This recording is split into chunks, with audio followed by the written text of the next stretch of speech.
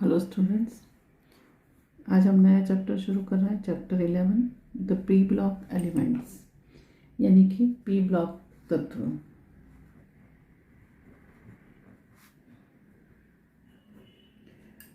अब P block तत्व जो चैप्टर है हमारा, उसमें क्या क्या पढ़ेंगे हम वो चर्चा करते हैं। तो पी ब्लॉक के तत्वों के रसायन की सामान्य प्रवृत्तियों, दूसरा समूह 13 ग्रुप 13 एंड 14 के तत्वों के फिजिकल और केमिकल प्रॉपर्टीज, बोरोन तथा कार्बन का एनोमलस बिहेवियर, असंगत व्यवहार, कार्बन के एलोट्रॉप्स, बोरोन, कार्बन, सिलिकॉन के कुछ महत्वपूर्ण यौगिकों की चर्चा करेंगे और साथ ही ग्रुप 13 और 14 के तत्व, उनके यौगिकों के महत्वपूर्ण उपयोगों को सूचीबद्ध करेंगे। तो सबसे पहले सवाल खड़ा होता है कि which are p block elements? In p block elements, the last electron enters the outermost p orbital. यानी p ब्लॉक के तत्व हम किसको कहते हैं? जिसमें अंतिम इलेक्ट्रॉन किसमें प्रवेश करता है? p कक्षक में प्रवेश करता है। तो p कक्षकों की संख्या कितनी होती है? 3। p कक्षकों के एक समुच्चय में अधिकतम कितने इलेक्ट्रॉन रह सकते हैं? 6। तो as we know that the number of p orbitals is 3 and there are maximum number of electrons are 6. Consequently, there are 6 groups of p block elements in periodic table. तो periodic table में जब हम बात करें तो कितने group है? Group 13, 14, 15, 16, 17 and 18. These groups are known as p block elements. Their valence shell electronic configuration is ns2 np1 to 6. उसका सामान्य इलेक्ट्रॉनिक विन्यास क्या होता है? ns2 np1 to 6. तो इसकी जब हम बात करते हैं तो there are occurrence of oxidation state, उसकी oxidation state की बात करें तो 2 unit less than the group oxidation states are sometimes attributed to the inert pair effect. तो इसमें ऑक्सीकरण अवस्था अलग अलग होती है, परिवर्ती ऑक्सीकरण अवस्था होती है इसमें। तो समूह ऑक्सीकरण अवस्था से 2 इकाई ऑक्सीकरण अवस्था कम होती है और ये चीज होती है अक्रिय युग्म प्रभाव, यानी कि इनर्ट पैर इफेक्ट के कारण होती है। चलिए, तो अब इनकी ऑक्सीकरण अवस्था अलग अलग होती है, तो वो किसके ऊपर डिपेंड करती है? तो ऑक्सीकरण अवस्था उसके आउटर मोस्ट शेल में जो इलेक्ट्रॉन्स होते हैं उसके ऊपर डिपेंड करती है। तो उसके लिए हम एक बहुत अच्छा इंटरेस्टिंग चार्ट देखते हैं।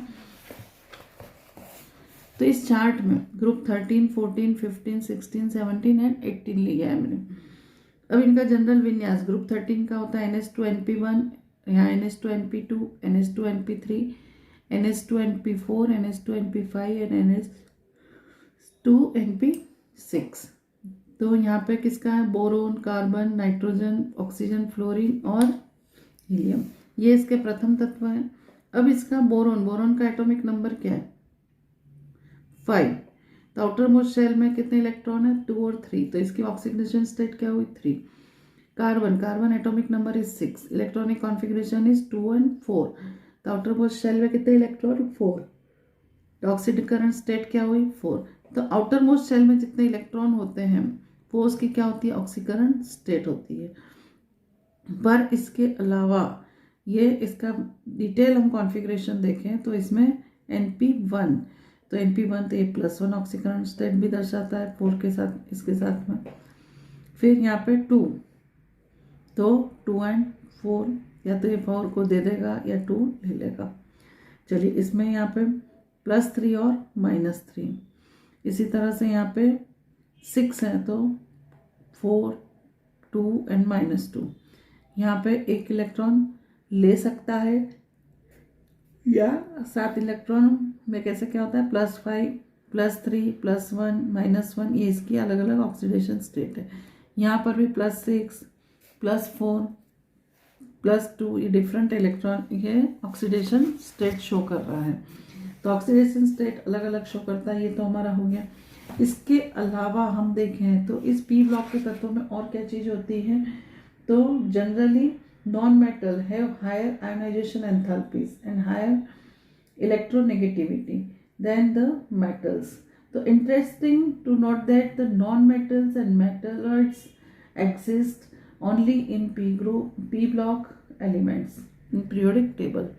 तो इसमें क्या क्या चीज़ें होती हैं कि नॉन मेटल्स जितनी यानी कि अधातु और मेटलॉइड्स यानी कि मिश्र धातुएं, ये जो हैं वो अधिकतर किस में होती है, पी ब्लॉक के तत्वों में उपस्थित होती है। साथ ही हम बात करें तो पी ब्लॉक का जो फर्स्ट एलिमेंट होता है it is shows the different properties और behaviour from the other elements of the group, यानी कि द फर्स्ट मेंबर यानी कि प्रथम जो तत्व होता है समूह का, प्रत्येक समूह का पहला सदस्य होता है वो अन्य सदस्यों से भिन्नता दर्शाता है। और ये भिन्नता का कारण क्या होता है, तो भिन्नता का कारण होता है स्मॉल साइज यानी कि छोटा आकार, एंड दूसरा presence of D orbital, presence of D orbital. तो ये डी कक्षकों की उपस्थिति और छोटे आकार के कारण क्या होता है, ये अधिकतर भिन्नता दर्शाते हैं। साथ ही डी कक्षकों की उपस्थिति के कारण क्या होता है, तो डी कक्षकों की जो उपस्थिति होती है उसके कारण हेवियर एलिमेंट्स में भी higher than for the first element in the same oxidation state. तो उसके कारण क्या हो जाता है कि उनकी ऑक्सीकरण अवस्थाओं में भी परिवर्तन होता रहता है। तो ये तो हमारी बात हो गई। अब हम इसमें देखते हैं ग्रुप 13 की बात शुरू करते हैं। तो group 13 is known as a boron family, यानी कि बोरॉन परिवार। क्यों कहते हैं इसको बोरॉन परिवार हम? This group element shows a wide variation in properties. Boron is the typical non-metal. तो बोरोन जो है वो इस ग्रुप का सबसे पहला तत्व है और वो कैसा है, इसमें टिपिकल व्यवहार शो करता है और टिपिकल नॉन मेटल है। क्या है वो? नॉन मेटल यानी कि अधातु है वो। Aluminium is the metal. इसके बाद बोरोन के बाद क्या आता है? एल्यूमिनियम। ये क्या है? Metal. But shows many chemical similarities to boron and gallium, indium and thallium are almost exclusively metallic in character. तो इसमें हम बात करें तो समूह में बहुत ही भिन्नता है। बोरोन एक अधातु है, एल्यूमिनियम धातु है, लेकिन इसके अनेक रासायनिक गुण बोरोन के समान है, जबकि गैलियम,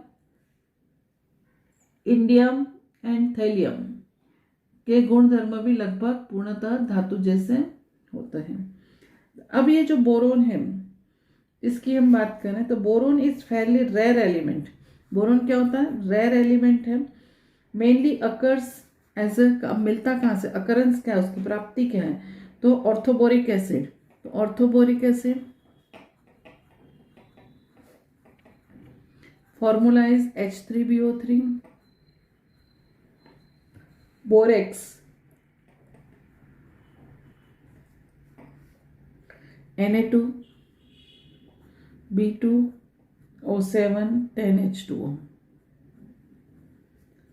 फिर carnallite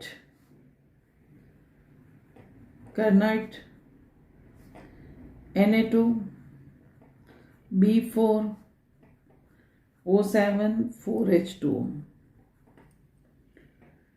in India borax occurs in Puga valley, यानी लद्दाख में मिलता है। बोरेक्स लद्दाख में प्राप्त होता है। एंड सांबर लेक कहाँ पर है? ये राजस्थान में। The abundance of boron in earth crust is less than 0.0001%।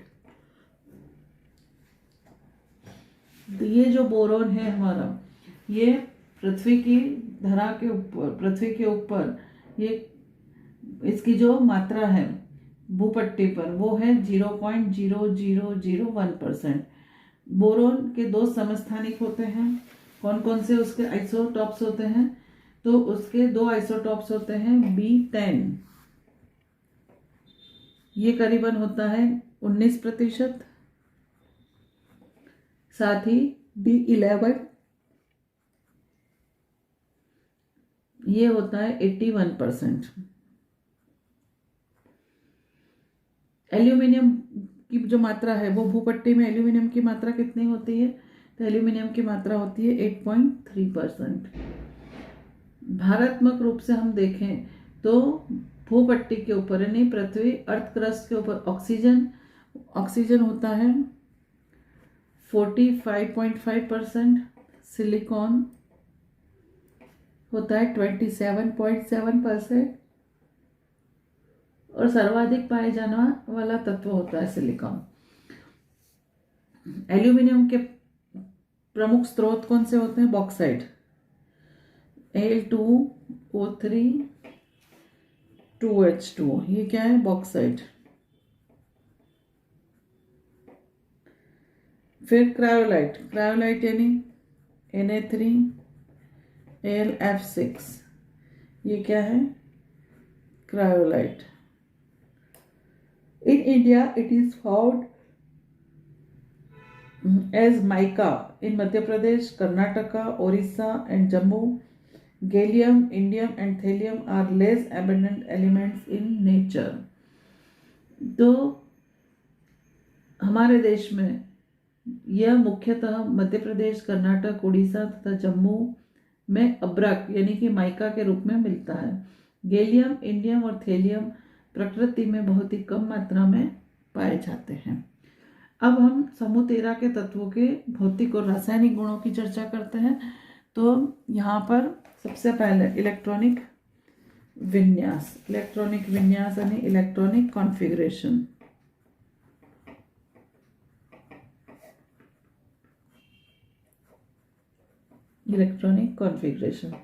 तो सामान्य रूप से इनका विन्यास होता है NH2NP1। A close look at the electronic configuration suggests that the white boron and aluminium have noble gas core, gallium and indium have noble gas plus 10d electrons, and thallium has noble gas plus 14 f block elements plus 10 d block cores। तो इसमें अलग अलग तत्वों में F block और D block के तत्वों का समावेश होता है। The electronic structure of this elements are more complex than for the first two groups of elements discussed in unit 10। तो हमने जो एस ब्लॉक एलिमेंट्स में फर्स्ट ग्रुप और सेकंड ग्रुप के तत्वों की चर्चा की है, उसमें अधिक जटिल इलेक्ट्रॉनिक कॉन्फ़िगरेशन किसका होता है? समूह 13 के तत्वों का। तो समूह 13 में कौन कौन से तत्व आते हैं पहले तो हम वो देखते हैं। तो boron, aluminium, gallium, indium and thallium. इसको सरल तरीके से याद रखने का तरीका है बैंगन, आलू, गोभी इन थैला। अब इनके परमाणु क्रमांक की बात करें तो परमाणु क्रमांक इसका क्या है? 5 में हम 8 जोड़े तो ये इसका क्या आएगा? 13। फिर इसमें 18 जोड़ें तो क्या आएगा इसका? 31। इसमें फिर 18 जोड़ें तो 49 और इसमें 32 जोड़ें तो हम इसका आएगा 81। तो ये इसका एटॉमिक नंबर हो गया। अब 5 तो 1s2 2s2 2p1। इसी तरह से इसमें 1s2 2s2 2p6 3s2 3p1 1s2 2s2 2p6 3s2 3p6 फिर 3d 10 4s2 4p1।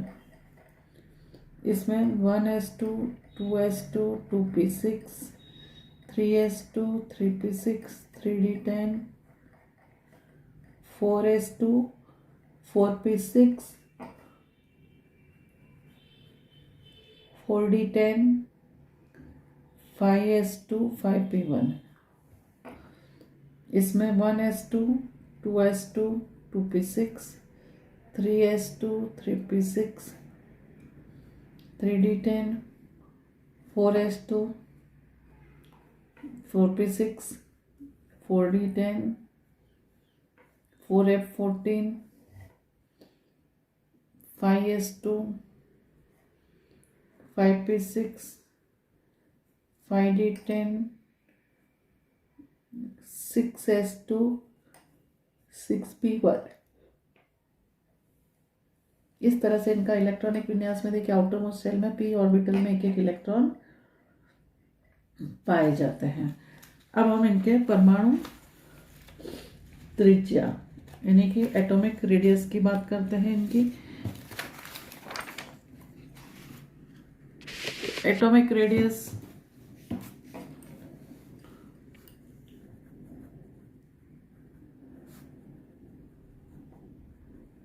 यानी परमाणु त्रिज्या समूह में नीचे की ओर जाने पर इसमें प्रत्येक सदस्य में इलेक्ट्रॉनों का एक कोश जुड़ता जाता है, तो परमाणु त्रिज्या की क्या होती है, वृद्धि होती है। यानी ऊपर से नीचे की ओर जाने पर क्या होती है, इंक्रीज। और पीरियड्स में आगे बढ़ते हैं, ऐसे परमाणु त्रिज्या कम होती है, हमें पहले ही पता है। गैलियम की परमाणु त्रिज्या एल्यूमिनियम की परमाणु त्रिज्या से कम है, क्योंकि उसमें आंतरिक कोण है। यानी कि हम कहें तो on move down the group the each successive member one extra shell of electrons is added and therefore atomic radius is expected to increase. However, a deviation can be seen. Atomic radius of gallium is less than of aluminium. यानी gallium नीचे आता है तो भी उसका atomic radius क्या होता है, इंक्रीज ना होते हुए कम होता है। किसकी अपेक्षा, एल्यूमिनियम से। This can be understood from the variation in the inner core of the electronic configuration. The presence of additional 10d or electrons offer only poor screening effect for the outer electrons from the increased nuclear charge in gallium. तो हम यहाँ बात करें तो nucleus के बाद में जो कोर्स ऐसे सेल्स बने हैं तो उसमें जो डी कक्षक बीच में आती है वो क्या करती है, आउटर मोस्ट शेल के इलेक्ट्रॉन्स का अट्रैक्शन है उसको क्या करती है, बढ़ाती है, क्योंकि यहाँ पे न्यूक्लियर चार्ज बढ़ने के कारण वो इसको अट्रैक्ट करता है और अट्रैक्ट करने के कारण ये जो डिस्टेंस है वो क्या हो जाता है, कम हो जाता है। तो गैलियम का जो रेडियस होता है वो करीबन होता है 135 pm और एल्यूमिनियम का होता है 143 pm। pm यानी पैरामीटर। तो यहाँ हम दिखाई दे रहा है कि गैलियम का एल्यूमिनियम से कम है। अब बात करते हैं हम ionisation enthalpy.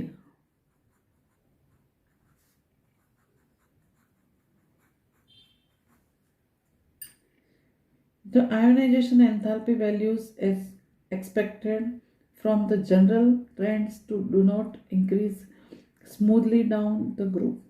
The decrease from boron to aluminium वो एक जैसी कम ज़्यादा नहीं होती, बोरोन से एल्यूमिनियम तक क्या होती है, वो डिक्रीज होती है।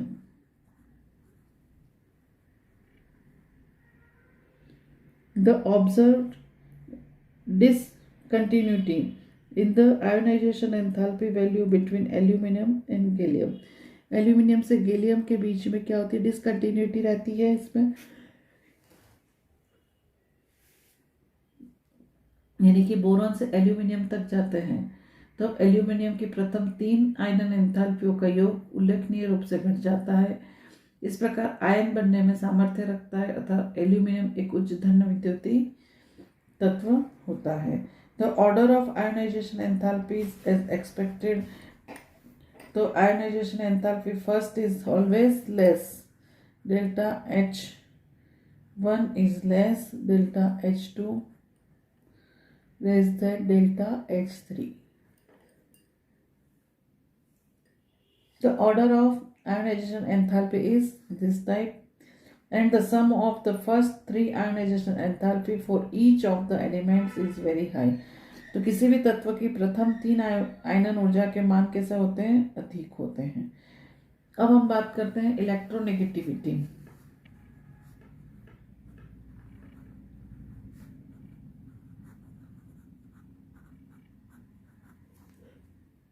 इलेक्ट्रोनेगेटिविटी यानी विद्युत ऋणात्मकता।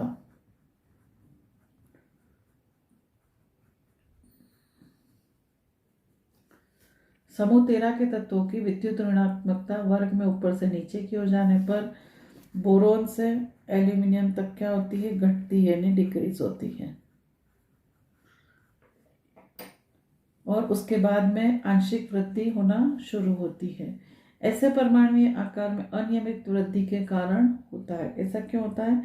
तो उनकी आकारों की अनियमित वृद्धि होती है, जिसके कारण इस तरह का पाया जाता है। This is because of the discrepancies in atomic size of elements. ये हो गई इसकी। अब जो जनरल प्रॉपर्टीज थी वो चर्चा करी हमने। अब हम उसके फिजिकल प्रॉपर्टी की बात करें तो फिजिकल प्रॉपर्टी में बोरोन इज नॉन मेटेलिक। सबसे पहला जो एलिमेंट है वो कैसा होता है? Non metallic. It is extremely hard, वो अधिक कठोर होता है। एंड ब्लैक कलर्ड सॉलिड, और काले रंग का तत्व होता है। It exist in many allotropic forms, वो अधिक अपर रूप के रूप में पाया जाता है। Due to very strong crystallising lattice, boron has unusually high melting point. Boron का जो मेल्टिंग पॉइंट होता है MP, वो कैसा होता है? Very high, very high. तो अधिक होने के कारण क्या है उसमें? क्योंकि उसमें स्ट्रॉन्ग क्रिस्टलाइन लेटिस होते हैं, यानी प्रबल ज्यामितीय संरचना होती है, जिसके कारण उसके गलनांक कैसे होते हैं? वेरी हाई होते हैं। मेल्टिंग पॉइंट कैसे होते हैं? वेरी हाई होते हैं। Rest of the member are soft metals with low melting points and high electrical conductivity. तो इसके अलावा जो तत्व होते हैं वो कैसे होते हैं? सॉफ्ट होते हैं, और उनके गलनांक जो होते हैं वो कैसे होते हैं? लो होते हैं। With low melting point and high electrical conductivity, और उनकी जो विद्युत कंडक्टिविटी होती है वो कैसी होती है? खूब ज़्यादा होती है। चलिए, it is worth to note that gallium with unusually low melting point. तो यहाँ पे गैलियम होता है, उसका जो मेल्टिंग पॉइंट होता है वो वेरी लो होता है। It exist in liquid state during summer, और गर्मियों के समय में वो द्रव के रूप में पाया जाता है। It's high boiling point 2676 kelvin makes it a useful material for measuring high temperatures, और इतने टेम्परेचर पर भी उसका उपयोग अधिक ताप नोट करने के लिए किया जा सकता। उच्च तापों के मापन के लिए हम इसका उपयोगी पदार्थ बनाते हैं। समूह 13 के तत्व का घनत्व वर्ग में नीचे जाने पर बोरोन से थेलियम तक बढ़ता जाता है। हम ग्रुप में ऊपर से नीचे की ओर जाते हैं, बोरोन से लगा करके थेलियम तक जाते हैं, तो उनका जो डेंसिटी है वो कैसी होती जाती है? बढ़ती जाती है। डेंसिटी इंक्रीज होती है। तो ये इनकी जनरल क्या थी? जनरल फिजिकल प्रॉपर्टीज है। तो जनरल प्रॉपर्टीज की चर्चा हमने करी है। तो इसमें जो देखें तो बोरोन जो है वो काले रंग का कठोर पदार्थ होता है, और उसके कई अपर रूप मिलते हैं, और उनके जो क्रिस्टलीय जालक की जो संरचना होती है उसके कारण उनके गलनांक असाधारण रूप से कैसे होते हैं? उच्च होते हैं। और इस समूह के अन्य तत्व निम्न गलनांक और उच्च विद्युत चालकता वाले मुलायम ठोस होते हैं, यानी कि वो इलेक्ट्रिसिटी उसमें से पास हो सकती है। गैलियम का गलनांक बहुत ही कम होता है, अतः गर्मियों में यह द्रव के रूप में पाया जाता है, यानी कि पिघल जाता है। और इसका उच्च क्वथनांक जो होता है गैलियम का वो होता है 2676 केल्विन, और इसका उपयोग उच्च तापों के मापन के लिए किया जाता है। तो अब हम नेक्स्ट वीडियो में इसकी केमिकल प्रॉपर्टीज़ की चर्चा करेंगे।